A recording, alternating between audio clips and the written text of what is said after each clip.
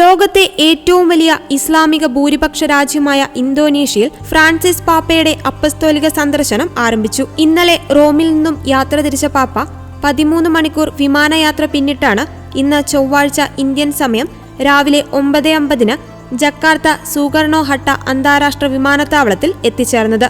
ജക്കാർത്തയിൽ സൈനികർ ഉൾപ്പെടെയുള്ളവരുടെ വരവേൽപ്പോടെയാണ് ഫ്രാൻസിസ് പാപ്പയെ സഭാ നേതൃത്വവും സർക്കാർ നേതൃത്വവും സ്വീകരിച്ചത്. വിമാനത്തിൽ പരിശുദ്ധ പിതാവ് തനിക്കൊപ്പമുള്ള മാധ്യമപ്രവർത്തകരെ വ്യക്തിപരമായി അഭിവാദ്യം ചെയ്തിരുന്നു. ഇന്ന് പാപ്പ മറ്റു പരിപാടികളിൽ പങ്കെടുക്കുന്നില്ല എന്നും അറിയിച്ചിട്ടുണ്ട്. 2020 ഫ്രാൻസിസ് മാർപ്പാപ്പയുടെ ഇന്തോനേഷ്യൻ സന്ദർശനം തീരുമാനിച്ചത്.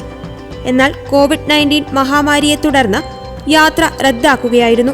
വത്തിക്കാനും ഇന്തോനേഷ്യൻ സർക്കാരും തമ്മിൽ നടത്തിയ ചർച്ചകളെ തുടർന്നാണ് സെപ്റ്റംബർ മാസത്തേക്ക് സന്ദർശനം ക്രമീകരിക്കുവാൻ തീരുമാനിച്ചത്. ഇന്തോനേഷ്യൻ ദ്വീപ സമൂഹത്തിലേക്ക് ആദ്യമായി സന്ദർശനം നടത്തിയത് പോൾ 6 പാപ്പയായിരുന്നു. 1970 ഡിസംബർ 3 സന്ദർശനം. 1989 ഒക്ടോബർ 8 മുതൽ 12 വരെ ജോൺ പോൾ 2 മാർപ്പാപ്പയും ഇന്തോനേഷ്യ സന്ദർശിച്ചു. വടക്കൻ സുമാത്ര, ജാവ ഉൾപ്പെടെയുള്ള മേഖലകളിലും ജോൺ പോൾ 2 പാപ്പ അന്ന് സന്ദർശനം നടത്തിയിരുന്നു. അപ്പസ്തോലിക യാത്രയ്ക്ക് മുന്നോടിയായി സെപ്റ്റംബർ 1 ഞായറാഴ്ച രാവിലെ റോമിലെ സാന്താ മരിയ മജോറെ ബസിലിക്കയിൽ പ്രാർത്ഥിക്കുവാൻ ഫ്രാൻസിസ് പാപ്പ എത്തിയിരുന്നു. തികച്ചും സ്വകാര്യമായ ആത്മീയ നിമിഷങ്ങൾക്ക് വേണ്ടിയാണ് പാപ്പ എത്തിയത്.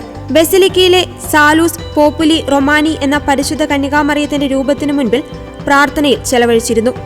ലോകത്തിലെ ഏറ്റവും വലിയ മുസ്ലിം ജനസംഖ്യയുള്ള രാഷ്ട്രമാണ് ഇന്തോനേഷ്യ. 28 കോടിയോളം വരുന്ന ജനസംഖ്യയുടെ 87.02% ആളുകളാണ് ഇസ്ലാം മതം പിന്തുടരുന്നത്.